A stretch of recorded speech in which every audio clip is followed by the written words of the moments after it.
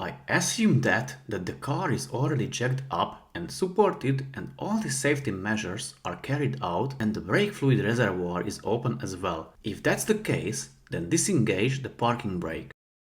If not, make sure you do them first. Now remove the wheel.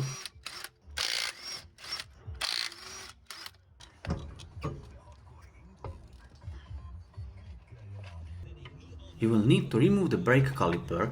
It is held in place with two 40mm bolts. I used a wrench instead of a ratchet as there was a very poor access to the bolts. Once they are off, you can remove the caliper. You may need to use a flathead screwdriver to pry on the brake piston a little. Then push the caliper out of the way. I let it sit on the control arm. Then undo the bolts for the caliper holding bracket. They are also 40mm ones. Use penetrating fluid, a great force and a hint of luck as well.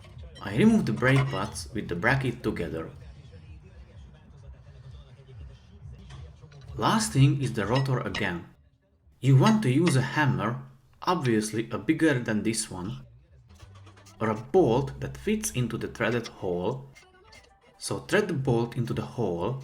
You can use a ratchet extension if the rotor starts to turn to hold against it the same way I did. When you hear a popping sound, the rotor is broken free.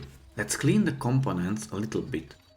Use a wire brush or a drill with attachment to clean the bracket, the brake pad sliders, the hub surface and the brake caliper.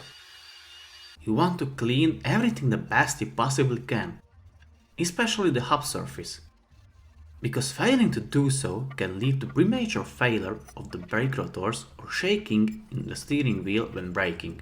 You may also want to inspect the rubber seal around the brake piston and the inside of the sliding pins. Loop them if they need it or rebuild them. I skipped that part as they were fine.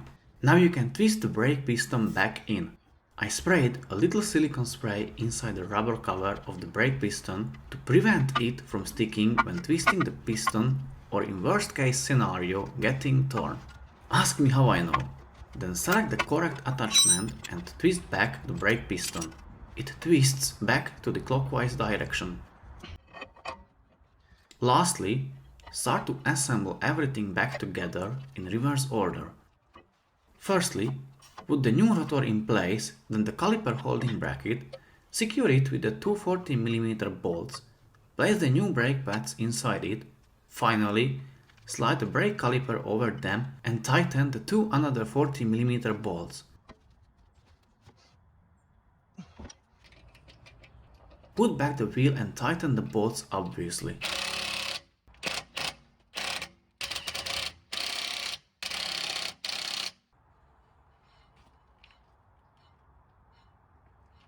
Also, don't forget to put back the brake reservoir cap.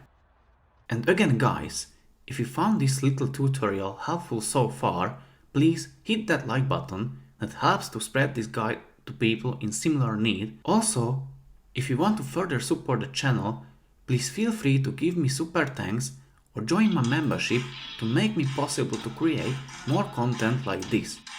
Thanks for watching, see you in the next one, bye!